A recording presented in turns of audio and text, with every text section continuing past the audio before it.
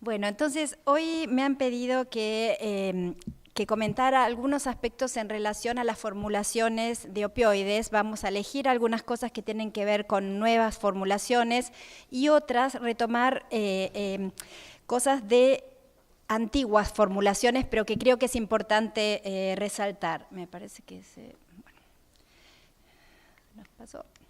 Entonces, desde las formulaciones, claramente en Argentina contamos con dos grandes grupos que son muy importantes. Aquellas que están hechas por la industria, con la calidad obviamente garantizada, testeada, y que tenemos en todas las vías posibles, las orales, ya sean de liberación inmediata, liberación controlada, las vías parenterales, subcutáneas, paraendovenosas, paraespinales, o sea, intratecales, epidurales, las transdérmicas y las mucosas, y en los magistrales también, fundamentalmente las orales, pero en el país se pueden hacer formulaciones también locales como geles o preparaciones subcutáneas en determinadas circunstancias cuando los hospitales no tienen opioides alternativos, por ejemplo, a la morfina cuando es necesaria una vía parenteral. También se pueden organizar y realizar supositorios, que es otra vía que es mucho menos frecuentemente utilizada. Lo importante desde ya es adaptar a las necesidades de los pacientes. Sabemos que más del 80% de las personas van a iniciar con vía oral y van a estar bien con vía oral, pero tal vez un porcentaje similar en algún momento de la evolución y generalmente hacia el final de la vida requieren una vía alternativa a la vía oral. Entonces, ¿cómo elegimos estas vías? Dependerá de la disponibilidad que haya en el ámbito donde trabajemos y también fundamentalmente de las necesidades de los pacientes. Por supuesto, la vía oral, cuando hay trastornos gastrointestinales que hacen imposible, nos va a hacer pasar a vías parenterales o rectales. En rarísimos casos, la verdad que trabajando en cuidados paliativos las vías espinales son necesarias, probablemente menos de un 3% de los pacientes, pero muchas veces también hay algunas otras razones que pueden ser muy importantes para tener en cuenta en relación a qué formulaciones vamos a elegir. Y un tema particular es tener en cuenta qué pasa con pacientes que han tenido historia de abuso de sustancias o claramente tienen adicciones activas en este momento. Desde ya, en un país como el nuestro, con una población que no tiene cobertura social importante, depende de las regiones, se acerca hasta el 50%, las cuestiones económicas también son un factor fundamental para ver qué elegimos dentro de las formulaciones que hay. Y esto es lo final. La disponibilidad en la Argentina es excelente en cantidad de preparaciones y en tipo, pero lamentablemente la accesibilidad no es igual en todo el país, ni siquiera en un lugar tal vez desarrollado como las grandes ciudades y la ciudad de Buenos Aires. Entonces, vamos a hablar ahora de algunos temas. Obviamente no va a ser una clase, porque no estamos en ese ámbito, sino que elegimos digo porque esta presentación la hemos preparado con la doctora Jacqueline Zimmerman y con la farmacéutica Eva Laje, a quienes agradezco. Entonces vamos a hablar de algunos conceptos que tienen que ver con determinadas formulaciones industriales para luego terminar y volver a algún rol y beneficios de las preparaciones magistrales. Entonces, la vía transdérmica y la vía transmucosa son aquellas dos vías que vamos a desarrollar un poquitito más con algunos temas nuevos en relación a la transmucosa. La vía transdérmica vamos a hacer solo un repaso, es una vía que es interesante, es cómoda y obviamente la vamos a utilizar cuando los pacientes tienen problemas en todo lo que es la posibilidad de vía oral. Vamos a evitar el primer paso hepático y es absolutamente cómoda, pero necesitamos conocer cuáles son las indicaciones y las desventajas también. Aquí nombrando qué tipos de parches tenemos en la Argentina, rápidamente hay dos tipos, o parches con reservorio o parches matriciales. Voy a ir rápido porque estos temas están accesibles también fácilmente en algunas en toda la bibliografía. Para remarcar de la literatura y de la farmacología, los parches transdérmicos se pueden usar en pacientes que tienen o un dolor relativamente estable y que obviamente tenemos que saber que el tiempo de inicio de la acción lleva en promedio, en la gran mayoría de los pacientes, 24 horas o más, de 12 a 24 y en algunos pacientes más. Por ende, siempre que se empieza con estos medicamentos, el paciente suele tener algún analgésico previo o debe complementarse con otro analgésico. Así que antes de indicar la utilización de un parche transdérmico, necesitamos realmente preguntarnos si va a beneficiar en algo y si el costo-beneficio es carga-beneficio o también costo-beneficio en lo económico. Si obviamente la vía oral es imposible o se puede mejorar con adyuvantes, porque a veces si hay náuseas o vómitos, pero no están bien tratados o constipación, pueden mejorarse. Ahora, ante una oclusión intestinal podría ser que no, pero nos tenemos que plantear si en una oclusión intestinal la vía ideal es la transdérmica o la vía subcutánea, por ejemplo, o endovenosa si el paciente tuviera un catéter implantable. Entonces, hechas estas preguntas, también tenemos que saber con qué fármacos vamos a hacer rescates, ya sea que usemos fentanilo o que usemos buprenorfina. Ambos fármacos que están disponibles en Argentina como presentaciones transdérmicas son fármacos útiles en pacientes con deterioro de la función renal y eso sí es un punto como para marcar. Hablando del costo-efectividad, en realidad del precio y la disponibilidad, esto es una de las grandes situaciones. Fijémonos, esto es sin descuento por cobertura social o por cobertura de la medicina prepaga, pero en algunos parches de fentanilo van de 4.000 pesos a 9.000 pesos según los microgramos de fentanilo, y esto es para 5 parches, y la buprenorfina también van de 600 pesos por parche a 1.000 pesos según sean las dosis que tienen estos fármacos. Por ende, son medicamentos que desde ya solo son posibles o para personas con obra social o con cobertura privada o con medios económicos altos para utilizarla. Ambos, entonces, volvemos como a sintetizar, son útiles y cómodos en pacientes con dolor relativamente estable. Se necesita otro opioide para rescatarlo y son útiles en pacientes con insuficiencia renal. Otra utilidad importante puede ser en aquellas personas, ya hablábamos hoy, que han tenido historia de abuso indebido de opioides o de adicciones activas cuando la vía oral no es posible, porque ambos evitarían el efecto pico y el efecto recompensa que pueden dar los opioides.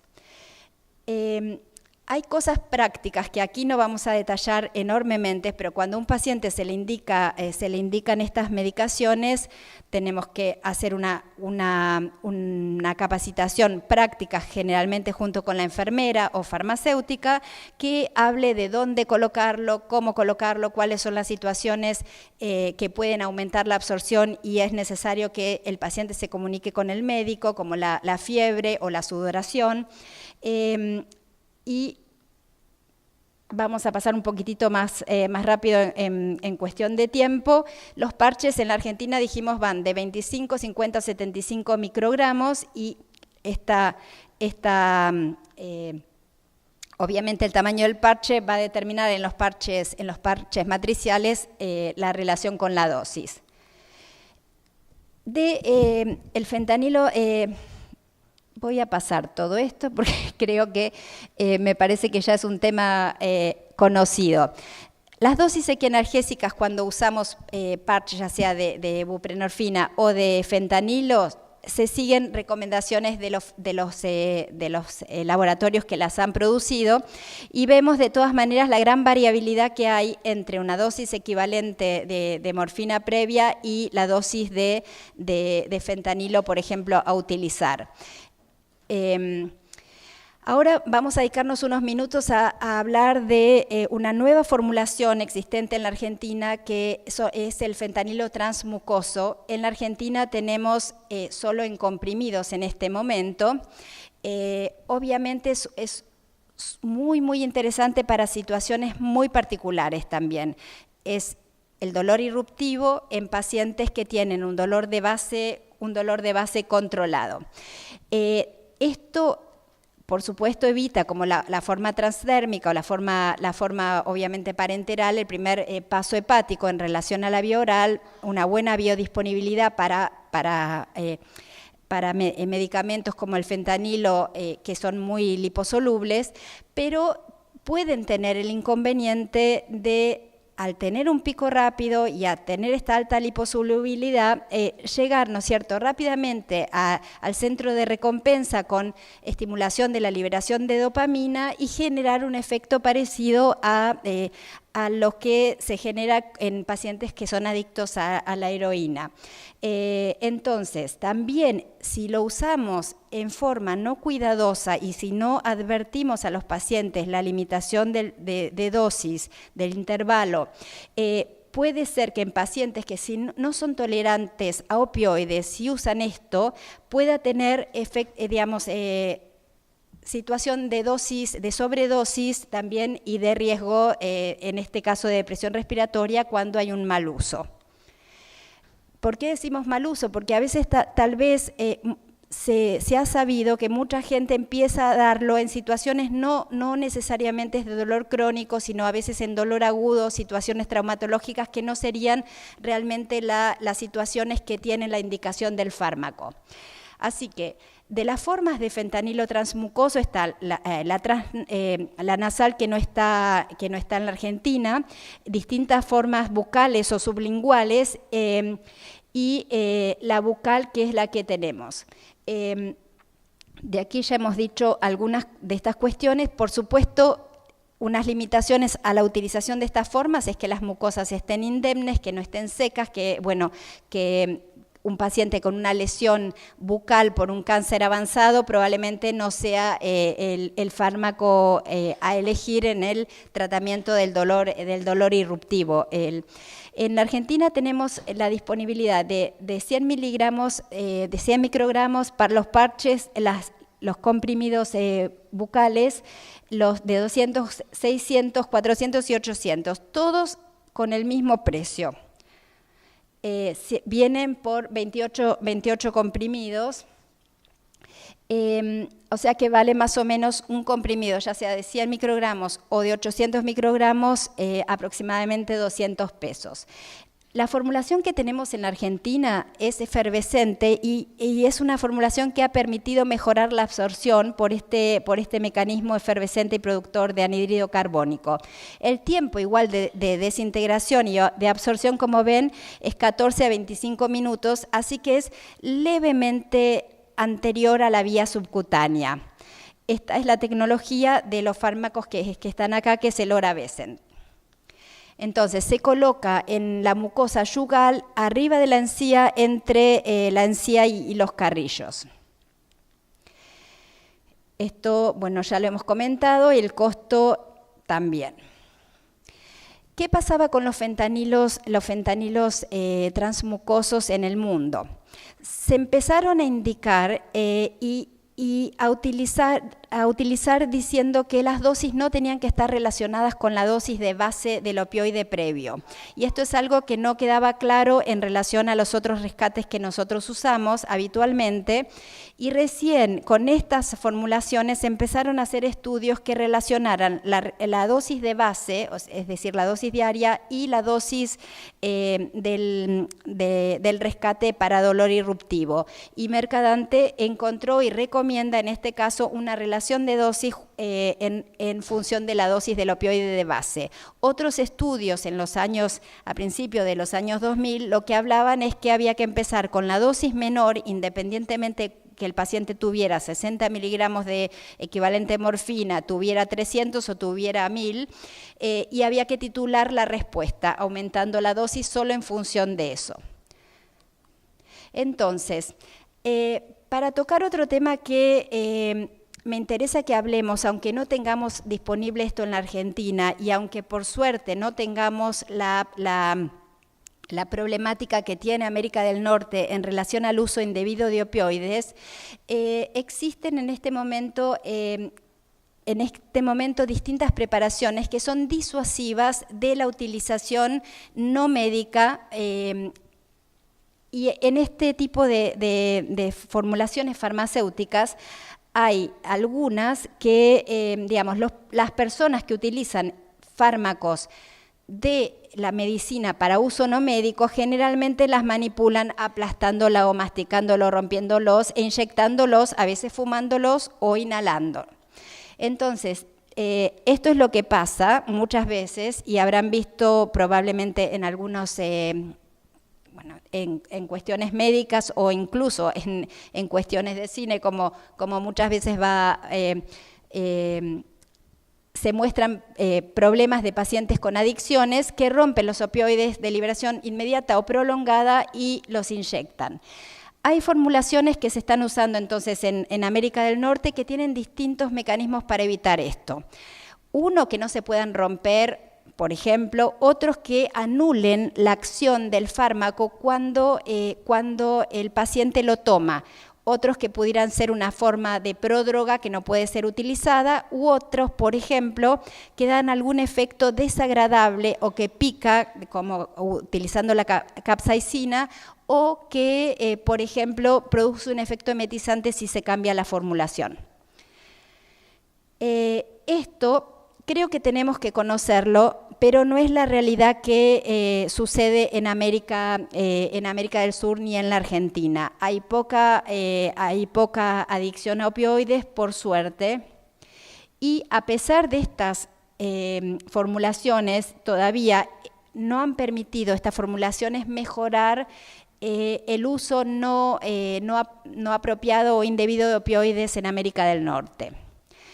Por lo cual, siempre tenemos que saber qué pacientes son de riesgos para indicarle opioides y qué personas realmente no se les aconseja indicar opioides en algunos casos, sobre todo de dolor no oncológico. Ahora, para cerrar, tenemos 3 minutos, tal vez recordar que los preparados magistrales todavía siguen siendo en los países en desarrollo una alternativa muy importante y que tenemos todas las soluciones orales o cápsulas, jarabes, geles, que se pueden dar. Es aconsejable estandarizar para que no haya errores a veces de administración. Nuestro hospital lo estandarizó al 10 por 1000 y ya lo tienen fraccionado para que los pacientes no tengan que esperar. Es trazable entonces por lote. Los geles son muy útiles en pacientes con lesiones vegetantes o por úlceras por presión. Las preparaciones subcutáneas nosotros ya no las usamos más porque tenemos disponibilidad de al menos 2 formulaciones parenterales de la industria, pero sí hacíamos siempre la de oxicodona.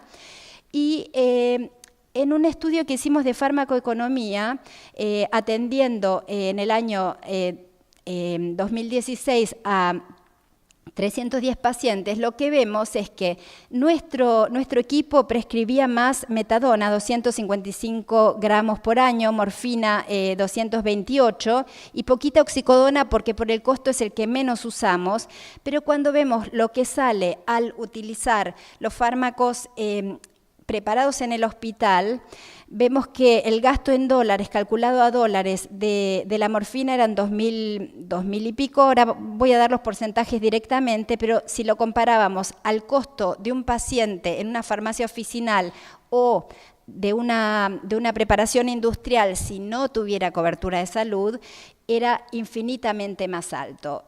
Y en este punto, para morfina, por ejemplo, era 300% más altos en preparaciones magistrales de farmacia oficinal o 800 para preparaciones industriales.